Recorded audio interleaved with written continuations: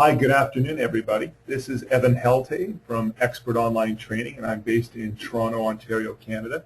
I'd like to thank you all for taking the time to both watch Steve McGuire's video Weather Watch and also for joining us today on our webinar where we'll have an opportunity to interact with Steve and ask him some additional questions. Again, Steve is our presenter. He has presented at over 400 summer camps and recreation departments across the United States of America, and hopefully we'll get his butt up here to Canada sometime soon. He's a full-time school teacher, professional speaker, author, and dad. He loves to dance in the rain. Please welcome Steve McGuire.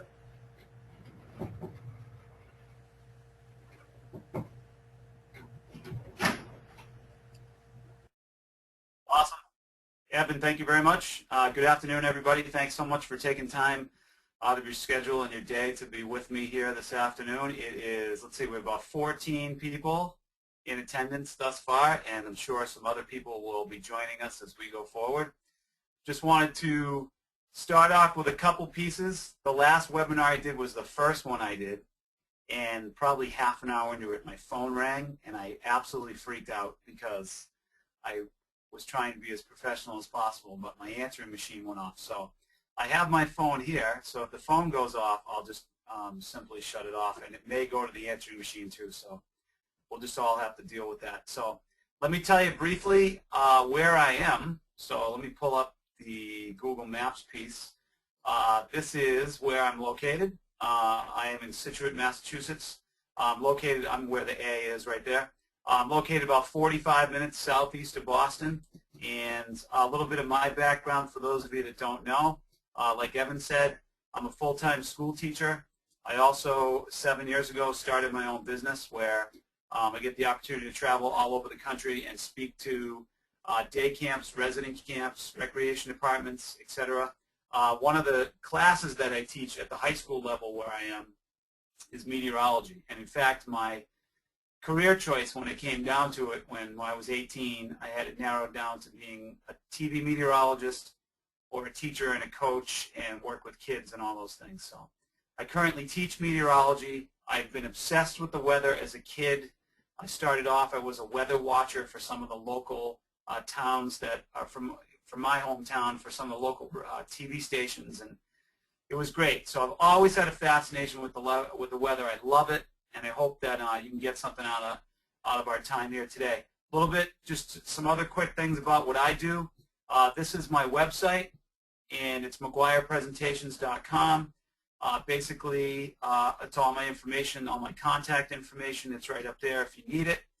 If you want to find me on Facebook, you can simply find me on Facebook here. Please feel free to join me and like me there, etc. I send updates about camp and all those fun things on Facebook, so please feel free to join me there. Another link you can go to find out a little bit more information about what I do is Twitter.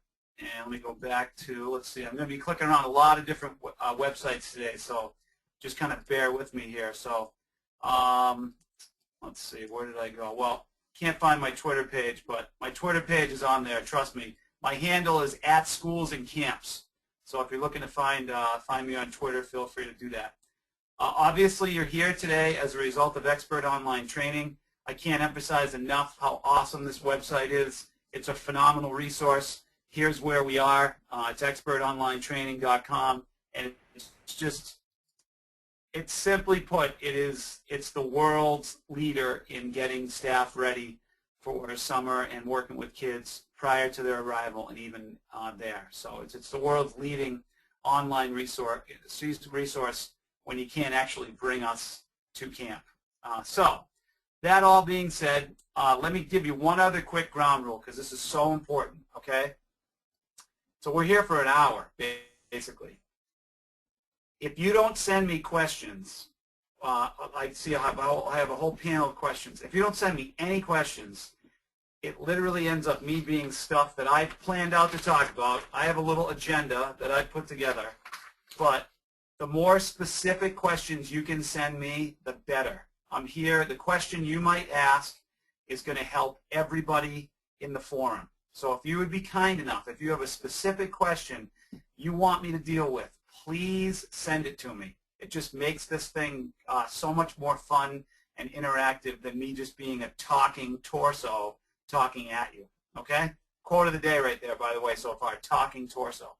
Okay, so first things first, giving you my contact information, the purpose of what we're doing here. So, I think we all heard about the Boy Scout camp a couple of years ago in Iowa, where sadly a couple kids were killed by a tornado and some severe weather that occurred out there. God forbid, that's obviously the most tragic, extreme result of weather and how it affects camp.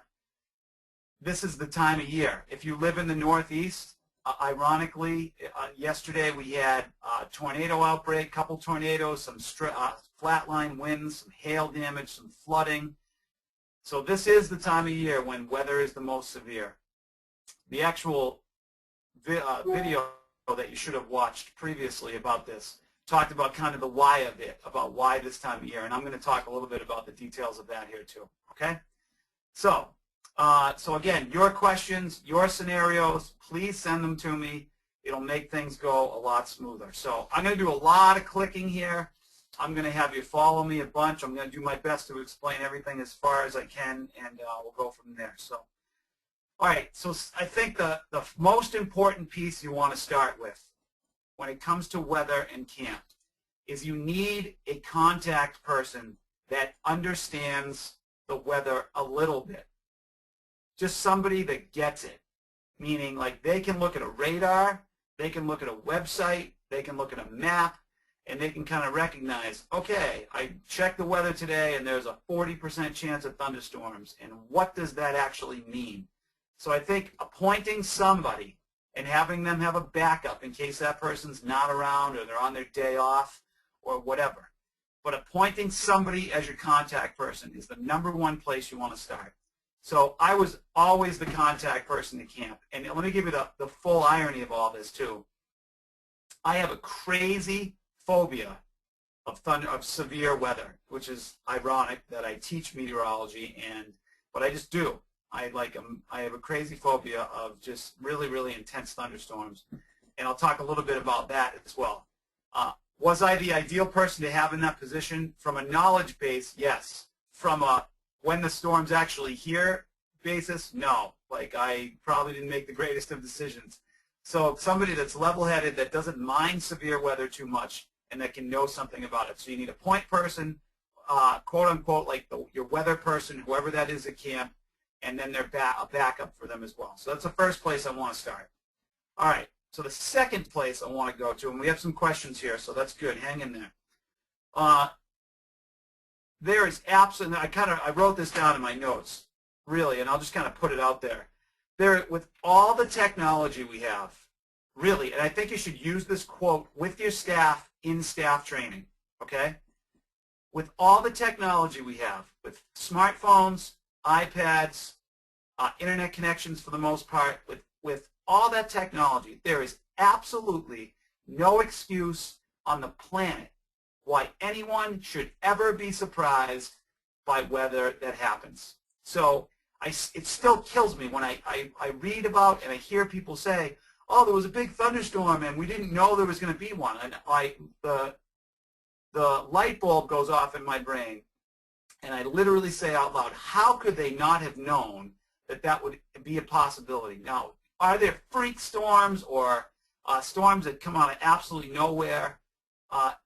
No, really. Like, that does not happen. If you're prepared and you know your stuff well enough, there's no excuse to ever be caught off guard. So please pass that along to your staff or internalize that and take that with you, I think is a good thing. So, all right, the other note I put down, it says, and this is so true, if leaving your camp or even on camp, make sure all your staff know where they are. I'll get to that in a second. Okay, I'll get that to in a second, and I'll explain here in a minute. So let's go with questions first, okay? Can I see this question? Yes, I can. All right. The question that's come in, sorry if I get really large on you, it's because I'm sitting up in my seat, so thanks for your patience. Question that came in, since tornadoes are not predictable, especially in the Northeast, if we have 3 minutes to get to shelter, what should we do? Okay, and can you train for this? That's an awesome question.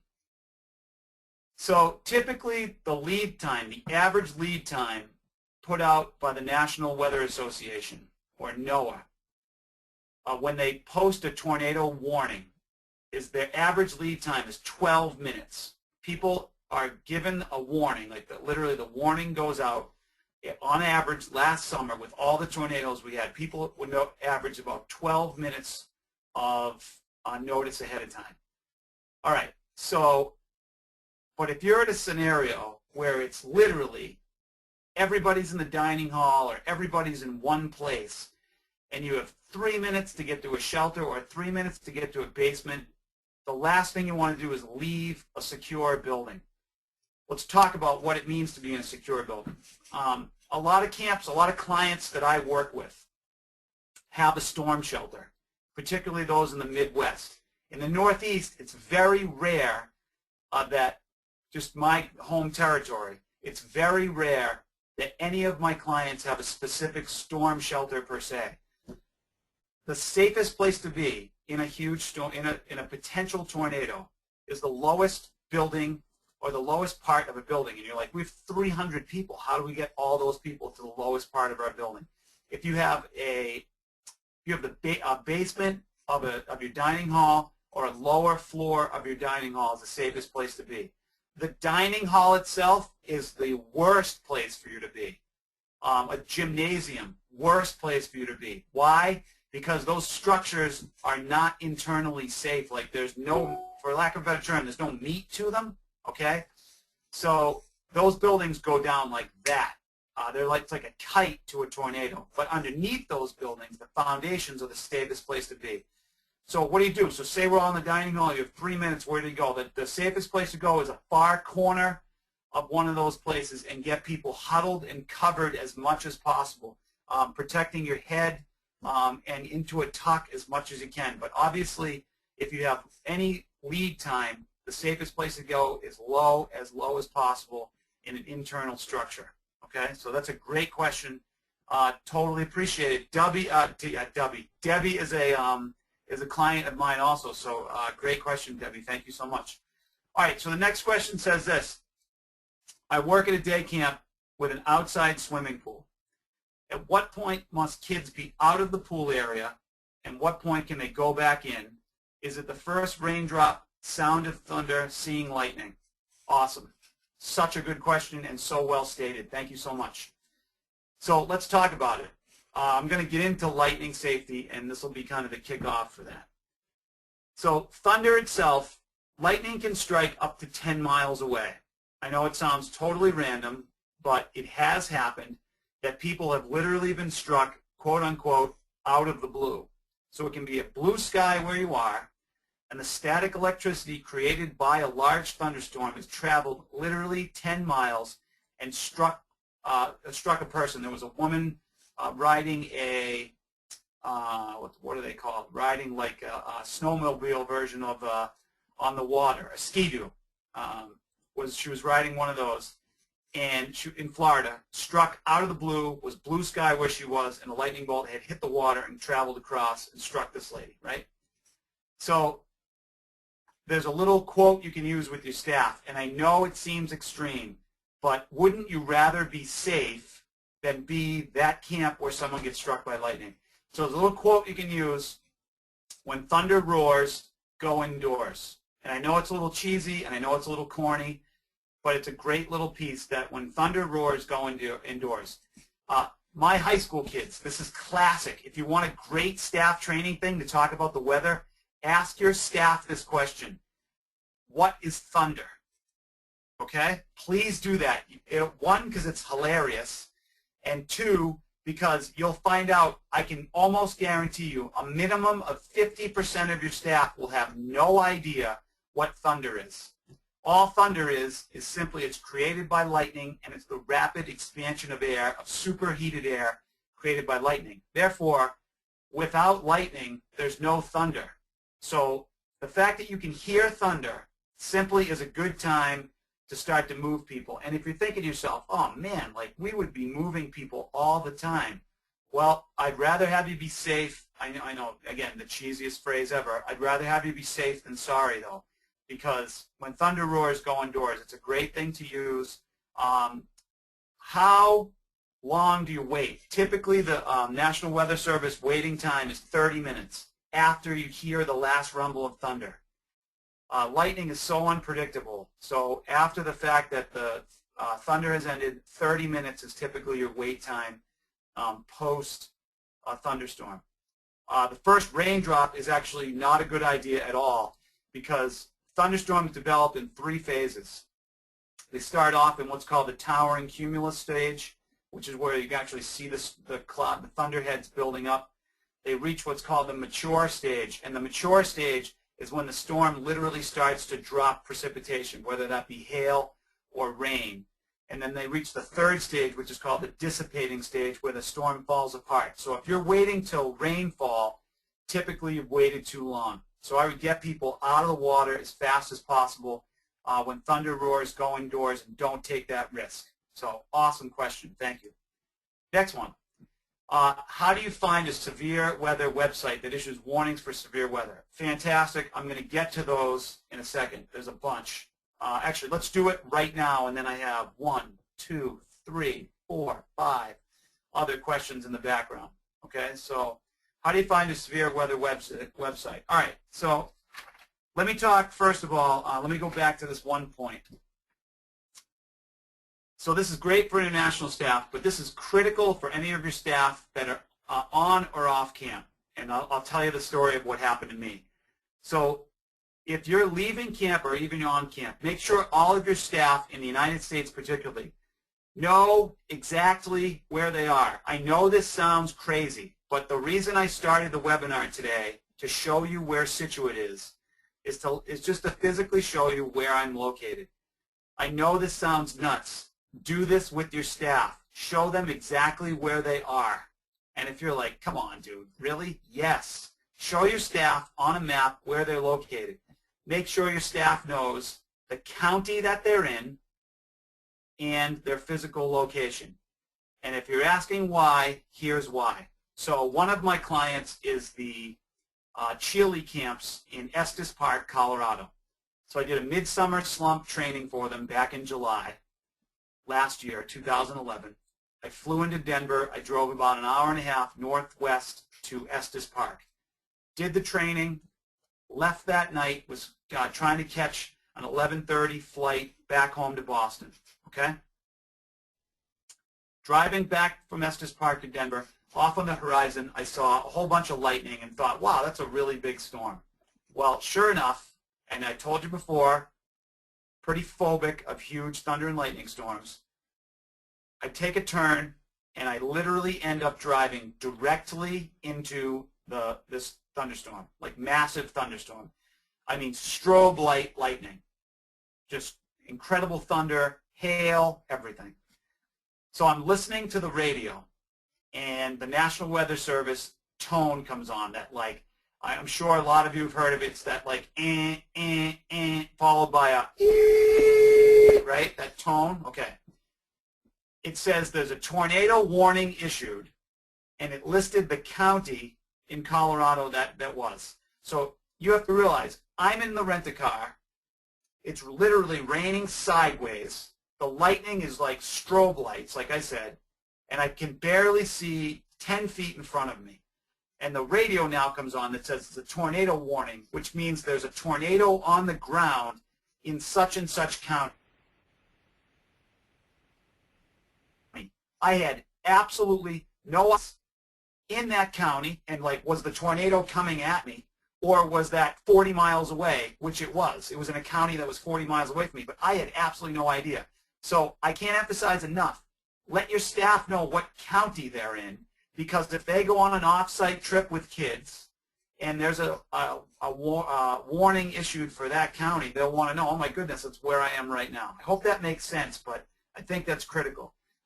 Let's talk about watches, warnings, advisories, all that stuff. If you saw the actual webinar, sorry, not the webinar, but if you saw the video, the National Weather Service breaks it down into 3 ways.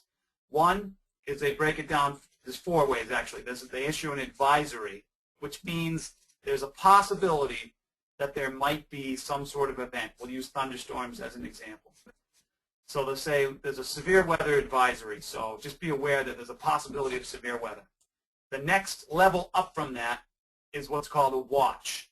So they'll issue a severe thunderstorm watch for, I'm in eastern Plymouth County, Massachusetts. So they would say issued for eastern Plymouth County, Massachusetts.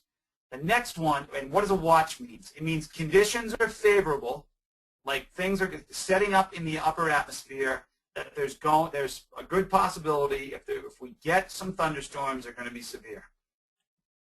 The next stage is what's called a warning. And the warning is simply this. The warning is it's happening, it's going on as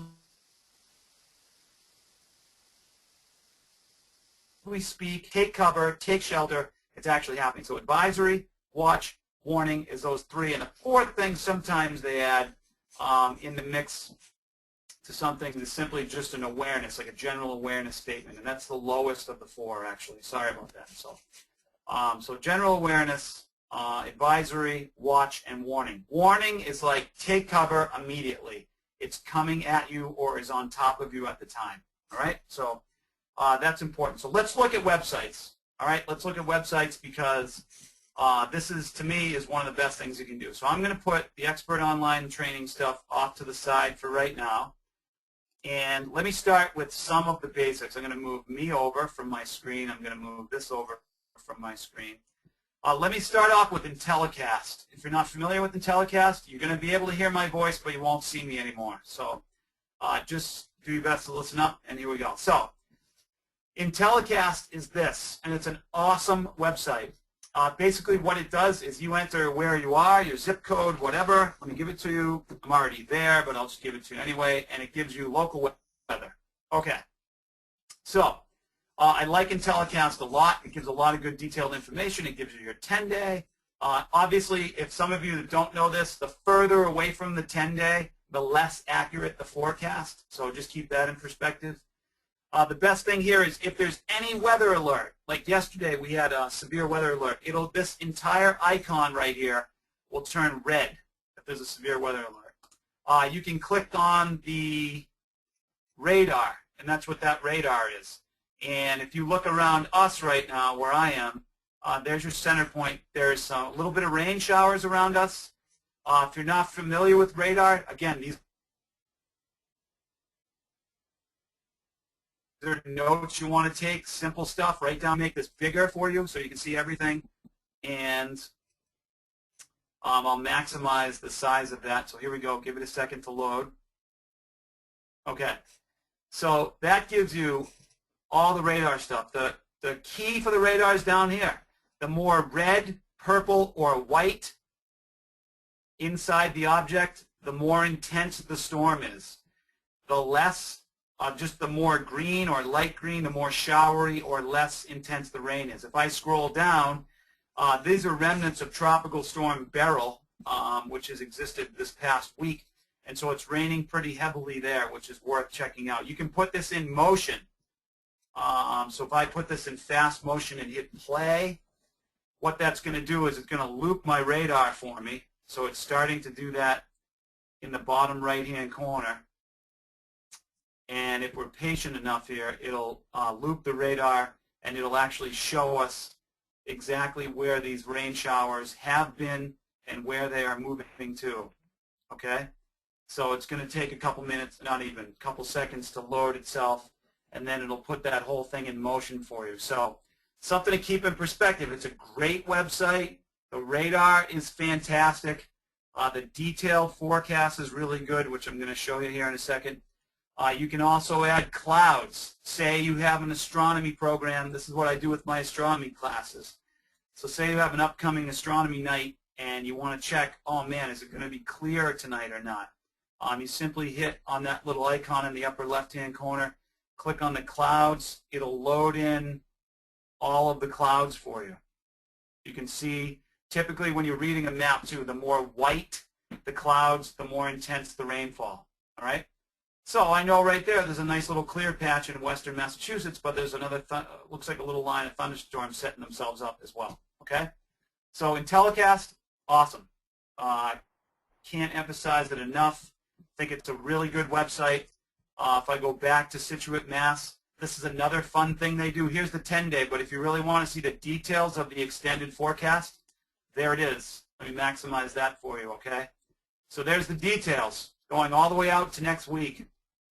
So tells you the percentage chance, tells you where the wind direction's from, gives you sunrise and sunset times.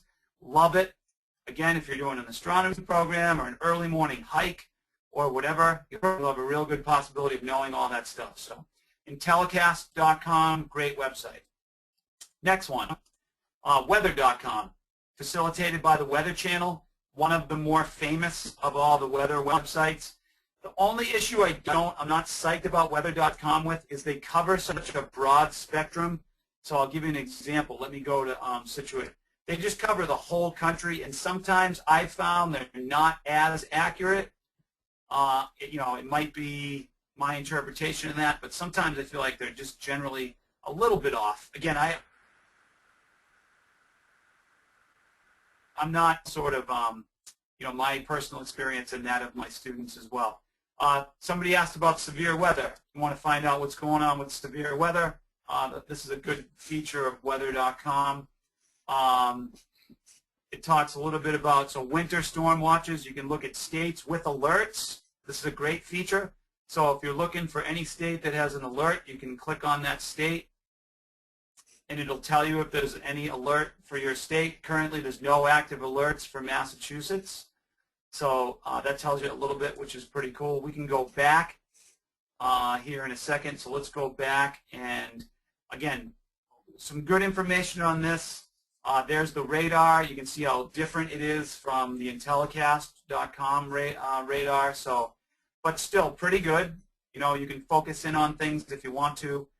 That radar is downloading right there. You can scroll in and scroll out as much as you want. So weather.com, pretty good. The radar will or would have been there. Let me just get out of this. I don't want to spend a ton of time on that one, but good website. Really not bad. I think worth your while. AccuWeather. This is kind of a cool feature. AccuWeather, aesthetically, a lot of people think this is kind of a cool website just because of the way they do their icons and their font and all those fun things. So whatever your preference is totally fine. One of the cool things about AccuWeather is it gives a feels like, and this is a registered trademark. So if you look at this, right now in Scituate where I am, it's 75, but it feels like it's 84. Why? Because of the dew point and the humidity. It's what's called the heat index, and it actually feels almost 10 degrees warmer than it actually is out. So AccuWeather.com, great website. Again, they give you radar. All of these have videos that will give you like actual forecasters talking about it. So it looks like, as I look at this radar, let's see, there's a pretty good thunderstorm, or at least some good rain in Albany, right? So why don't we check it out? So let's go to Albany, New York, and see if we're right about that. We may not be. I may be totally off, but it looks like there'd be some sort of alert or something posted in Albany right now. So it says a thunderstorm in spots this afternoon. We may have just missed the storm. Let's see if Intellicast brings that up. That's kind of worth our while too. Albany. We'll kind of see, again, this is great stuff for you to do to practice before your staff gets there. All right, so we'll go to Albany, New York, and let's see if there's a weather alert posted for Albany. Nothing right there, but if there was, this entire icon would turn red, and you would click on that. So I hope that's helpful for severe weather. That's something you want to look at. Another good website, NOAA. Again, I'm going to enter my zip code, 02066. And NOAA is another good website that gives a lot of good information. I love this little feature of NOAA. So two big features for NOAA. They give you times, right? So it's like tonight, chance of showers with thunderstorms also possible after 5 a.m. tomorrow morning. Areas of fog after 2 a.m. So they give you like some times, which is pretty neat. And also NOAA, this is for the National Weather Service. So this is the actual source of a lot of your weather. They give you a hazardous weather outlook. So Day 1, there's no hazardous weather expected at this time. Moderate confidence continues Thursday morning with fog, so they think there's going to be a lot of fog on the south and southeast shorelines down to a mile or less. So if you have a boating trip that's going out, they definitely want to know that there's going to be some fog. Okay, so totally worth your while. NOAA does a really good job. I like this website as well. Again, they give you all the details, and they go into a 10-day and maps and all those fun things. Okay, so that's NOAA, and there's our director's camp thing, which we'll get to. So hope that answered your question with websites. All right, so that's great stuff. Let's go on. There's a bunch of questions answered. You're doing the best here. Thanks. All right, so in your opinion, through lightning at 2 a.m., about 200 yards to get into a basement in case of a tornado warning. Oh, I love these scenarios. These are the best. Thank you, by the way, Jeff. Fantastic. So Jeff sent me a scenario. What's your opinion? Walk kids through lightning at 2 a.m., about 200 yards to get into a basement in case of a tornado warning, or leave them in the cabin to get them in as safe a position as possible, and these guys are located in Wisconsin. It's an awesome question. Again, it's one of those like, what do I, it's such a catch-22. My piece would be, if there's no tornado warning issued, keep your kids in the cabin. And the safest thing you can do, so if you're thinking, we're going to wait that long till the tornado comes, safest thing you can do in that scenario is they're literally going to take they're going to take the mattress from their bunk, they're going to get underneath their bunk, and they're going to cover themselves with their mattress. And when people asked, I forgot to answer that part of the question, should you practice this? Yes. And if you're like, oh, that sends panic into our kids, wouldn't you rather have gone through it once? Every camp I work with now or have worked with in the past, when they've consulted me about weather, my number one piece to do is go through everything with your kids, just like you would and your staff, just like you would a lost bather drill, just like you would a lost camper drill. If you're in an area of severe weather, definitely practice it. So if I had a choice, if the tornado warning was issued, now a lot of places in the South and in the Midwest, you have sirens. If the siren goes off, you are going for, in my opinion, you're going to go for the shelter. If the siren goes off, you're going for the shelter. And you're like, what if a kid gets struck by lightning, etc.? We're not going to take that liability. We wouldn't. Again, totally your decision. But in my professional opinion, if you have an opportunity to get a full sprint with kids, counselor in the front, counselor in the back, go to make it to shelter from a tornado, I would go for it. If there's no siren, no warning, I'd keep your kids in the cabin and covered with their mattress would be the safest place to go. Awesome. All right, next one. Our gym is concrete as opposed to wood buildings. Isn't that better? Yes, it goes back to like the Three Little Pigs, right? So we're talking about wind.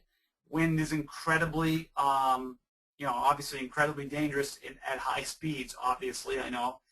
But do your chances increase in a concrete gym? Yes. However, the big but to that is simply any hollow space, meaning the structure is not internally strong, still is susceptible to being knocked over more so than any other type of building. So if that's the safest place you think, but if you can get under a building or get kids tucked under bunks in the lowest level of the building, I would say that as opposed to an open space like that. That's a great question, Vicki. Thank you so much. Next one. What would you do if you were on an out trip where you might not have access to government warnings? What would you do at the site itself? Okay. So obviously you're in an out, so let's use a camping trip, an off-site camp trip as an example. Again, I throw this out there to you. The National Weather Service, you can Google this. They make, click NOAA Weather Radio, NOAA Weather Travel Radio, as you want to Google it. And they literally make portable radios with batteries that if a watch or warning is posted, an alarm goes off on the radio and you can't miss it because it's incredibly obnoxious, and the radio immediately turns on and goes to starts talking. in that computerized voice, like a tornado warning has been issued for eastern Plymouth County, Massachusetts. So I would say you want to travel with those radios all the time. No group, I guess this might be a little paranoid, but it's, why not? And I think they run about $50. It's some of the best money you can spend. Any group that ever leaves your site should have one of these radios. I mean, how can you argue? $50 versus losing a kid, right? If you're in like a tent site and you don't, like, where do you go? Every place worth its salt from a camping perspective should have some sort of storm shelter. If they don't, one of the more safe places is the structure you can get into. So if you have an option, like, do we put the kids in the van? Do they stay in the tents? Typically, they tell you vans are like kites, or cars are like kites in severe wind, and particularly in tornadoes, and they're going to take off. They tell people a lot of times to get into the lowest ditch possible and to just, again, do the head tuck and protect your head and protect your as much of your upper torso as possible. So given that scenario, I would say, you know, if it's severe lightning, cars are a better idea. But if there's a tornado, at that point, you know, I would. It's a catch-22. Do we stay in the car? Do we get out of the car and then get into a ditch? Obviously, that's going to have to be a call that people make. But you know, as long as you can stay in as much shelter as possible, I think that's important. So, tough scenario, one that needs to be practiced or at least given to your staff. If this happens, here's our protocol, putting one together. So great question. Let's see, next one. As a camp in a rural mountain location in West Virginia, radar technology can be unreliable and misleading. Any suggestions for alternative ways of tracking weather? Great question. Thank you so much. A lot of places, I know, some of my clients I work with now are this way, that internet can be really sketchy, internet reception can be really sketchy and not great. Again, those weather radios are great. Back in the day, when this is 15 years ago, one of the camps I used to work at, we had no internet, and so we literally had a map on the wall, and we would track storms based on the NOAA weather radio. And we'd have to, you know, we'd have plenty of lead time saying, wow, that thing's coming right at us. We need to get everybody into shelter immediately. So I would say if you can get the weather radios, those are great. And if you have people that, you know, have a map and literally just kind of track some storms, if you know, this is another good idea. If you know other camps in the area or that are west of you or north of you or wherever most of your weather moves from, contact them and use each other as a resource regarding any severe weather that's happening. But I'm telling you, 99% of the time, those NOAA weather radios cover the gamut of where, regardless of the ruralness of where you're located, for lack of a better term. So, next one. Does Intellicast work for Canada? Let's find out, right? I'm game. Let's try it. Let's see. So let's go to Toronto.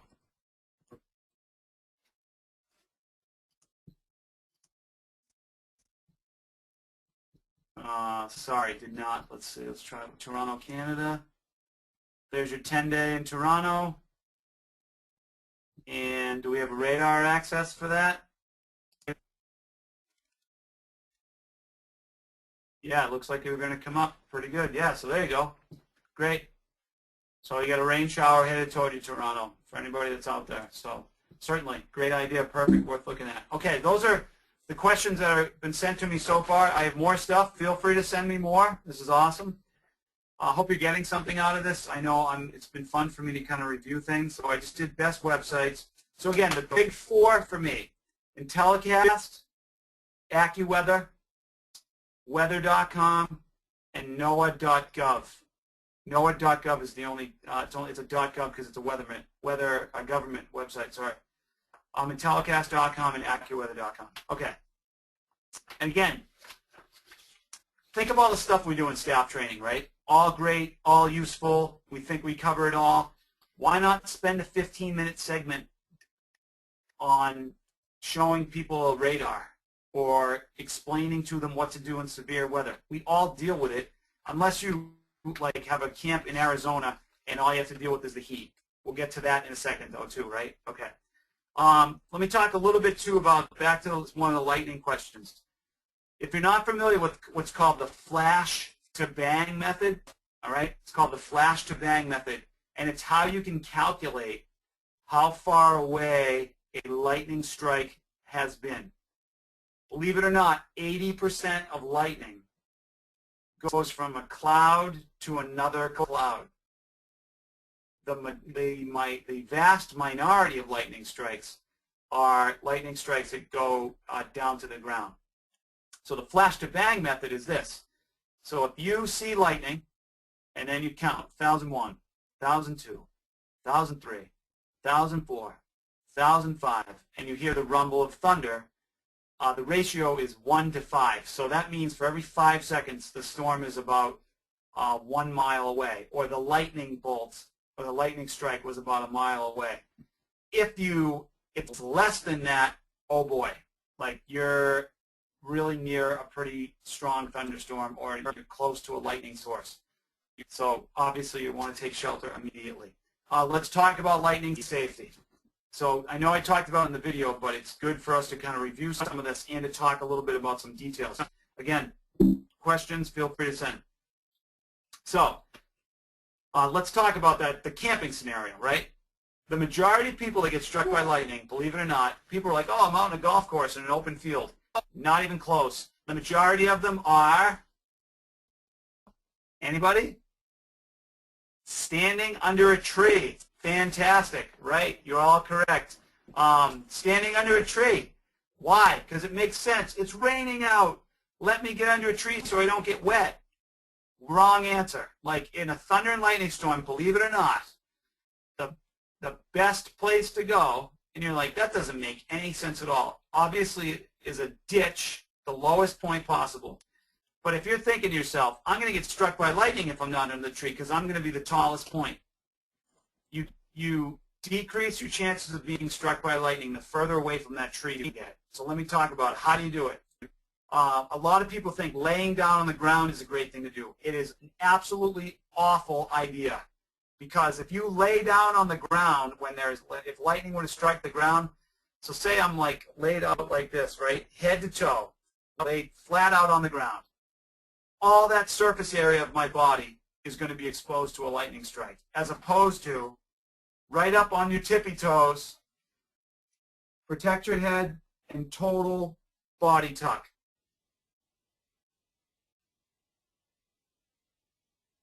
I'm not kidding. Clients, I practice this with kids and I practice this with staff, and we're all in this full fetal tuck to protect themselves. So I can't emphasize that enough. Get away from the tree, get as far away from it as possible, and get everybody into a tuck and low to the ground. That is the safest thing to do. Obviously, this is if you didn't have access to get to a car or didn't have access to get into a shelter. Those are the obvious reasons. Those are the obvious pieces you're going to go to next, okay? Tippy toes, we talked about lying down.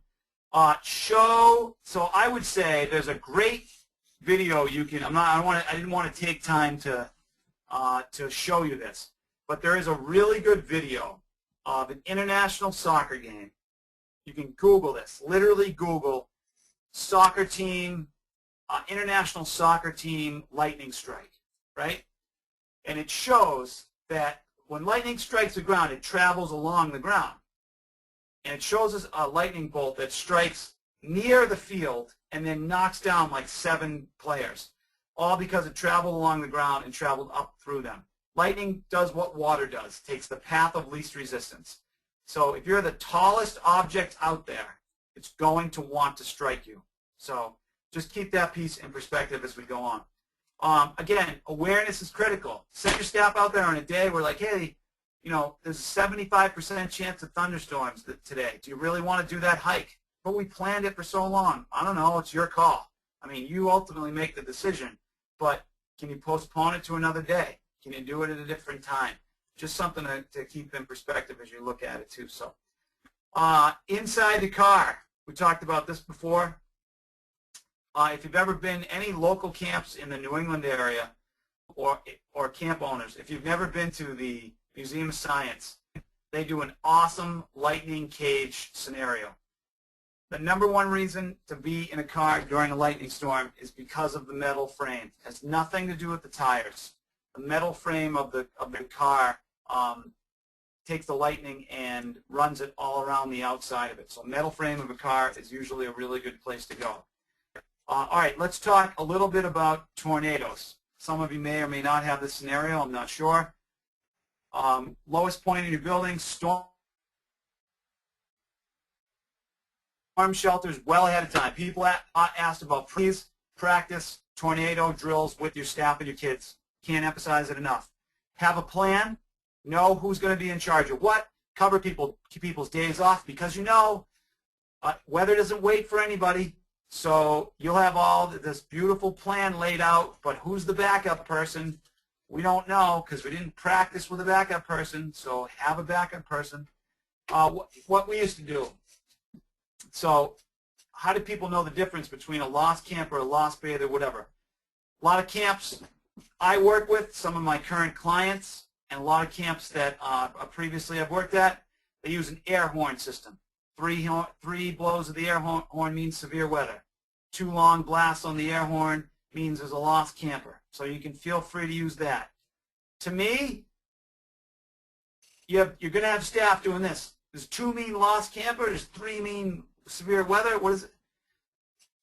We would ring our bell continuous, do a continuously ringing bell, and I would literally take a bullhorn and go weather, weather, weather, weather, weather, weather, just over and over and over and over again. So people knew it's severe weather. We know, boom, we know where we're going to go. And say you have an 8-week summer, you should practice that a minimum of 3 times during the summer. And if you think that's OCD, I don't know what to tell you because the more you can practice stuff, the better. So I would just really, I can't emphasize that enough. Storm shelters. Let's talk storm shelters. Midwest people and South camps, please hear me. Your storm shelter is not a storage area. And I know that sounds, I don't mean to sound elementary about that. You'd be amazed how many clients I go to that I show up and they're like, oh yeah, we're just storing our middle of the summer program stuff here because we have nowhere else to put it. No way.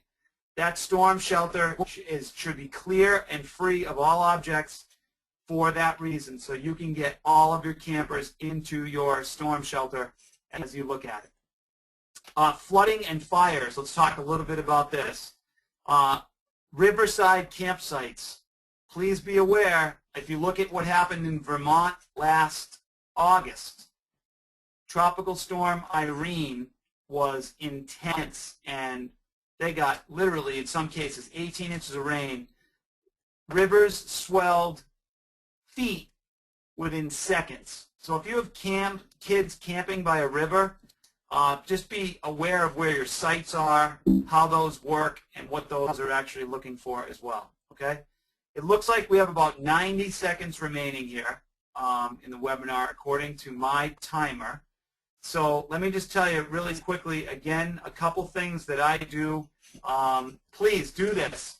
I'm not kidding. Send me an email and ask me if you have any specific questions you have, okay? Some of the, just, you know, in the last minute as we go to wrap it up here, some of the things that I offer, my June calendar is pretty much full. I do have some availability for July. I do midsummer trainings. If you're interested in anything I do, I come in mid-July-ish and give a couple hour, like, let's go get them. Let's finish the summer strong. Let's have a blast. Let's be awesome with kids. It's called my Midsummer Slump Training. And I also do a piece that's brand new to me this year, Summer Camp Evaluations, where I show up to your property and I go through, just basically spend the day with you and your kids, and I give you a whole breakdown at the end of the day about what just my feedback on your camp, because I have been fortunate to work with a lot of great places, and I can tell you, hey, you know, this place does this differently, or this is a great idea, or maybe have you ever looked at it like this, or whatever. So I've had an awesome afternoon with you. I hope you got something out of this. Again, email me if you want to, and I hope you have a safe and great summer, and keep your staff educated. Thanks so much, everybody. Have a great day.